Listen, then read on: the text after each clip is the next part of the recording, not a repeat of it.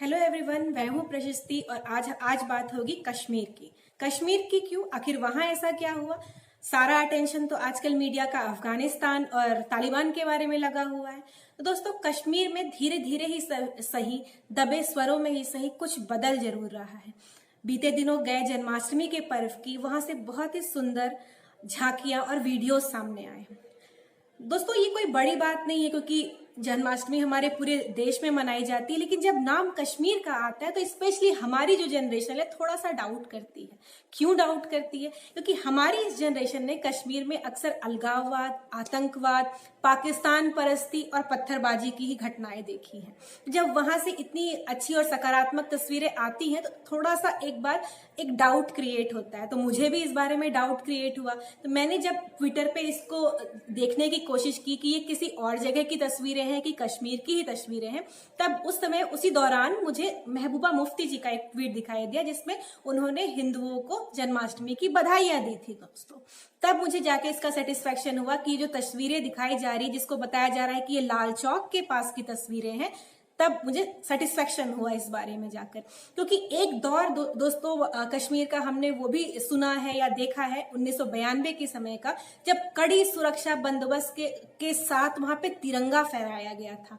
एक वो दिन था जब वहां पे तिरंगा फहराने के लिए इतनी ज्यादा सुरक्षा कड़ी की गई थी, और आज का दिन है, लोग काफी सहजता के साथ वहां पर झांकी निकाल रहे थे। तो लोगों की जो ये सहजता थी वो उस लाल चौक की जो झांकी निकली उसकी सबसे बड़ी खूबी थी। दोस्तों, आप कैसे भूल सकते हैं कि ये वही कश्मीर है जहां पे रातों रात 5 से 7 लाख हिंदू परिवारों को अपना घर बार छोड़ने पर विवश कर दिया गया था। दोस्तों, ये वही कश्मीर है जहां पे हजारों हिंदुओं का कत्लेआम सिर्फ इसलिए कर दिया गया था क्योंकि उनकी पूजा करने की पद्धति बाकी लोगों से अलग थी।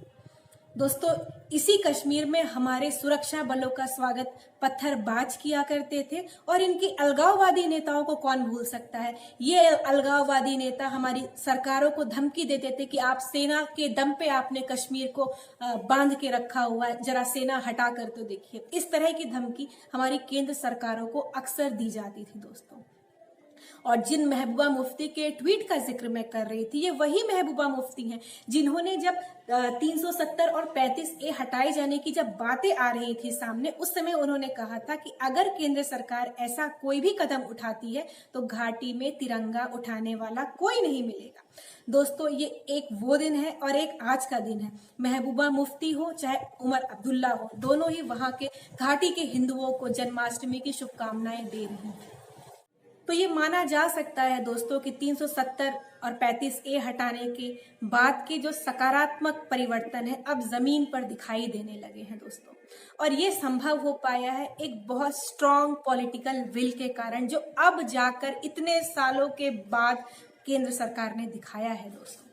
लेकिन जब तक एक एक कश्मीरी हिंदू को अपने घर में पुनः स्थापित नहीं कर दिया जाएगा, जो अपने ही देश में विस्थापितों का जीवन जी रहे हैं पिछले इतने दशकों से, तब तक नहीं माना जा सकता है दोस्तों कि 35A और 370 का हटाना पूरी तरह से सफल हुआ है। जन्माष्टमी की इस झांकी ने एक उम्मीद का मलहम तो जरूर ही लगाया है। शायद ये धरती के स्वर्ग कहे जाने वाले कश्मीर की एक नई शुरुआत है। कश्मीर के लिए अगर 4 पंक्तियां कही जाएं दोस्तों, तो कश्मीर जो खुद सूरज के बेटे की राजधानी थी, डमरू वाले शिव शंकर की जो घाटी कल्याणी थी, कश्मीर जो भूमंडल का स्वर्ग बताया जाता था, जिसकी माटी से भारत माँ को तिलक लगाया जाता था।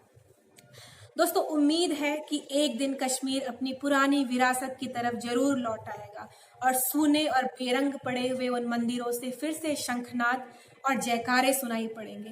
और इसी उम्मीद के साथ thank you very much for watching my video. और अगर आपको ये वीडियो पसंद आया तो प्लीज लाइक कीजिए, सब्सक्राइब कीजिए और कश्मीर के इस बदलते हुए चेहरे पर अपना कमेंट जरूर कीजिए। Thank you very much.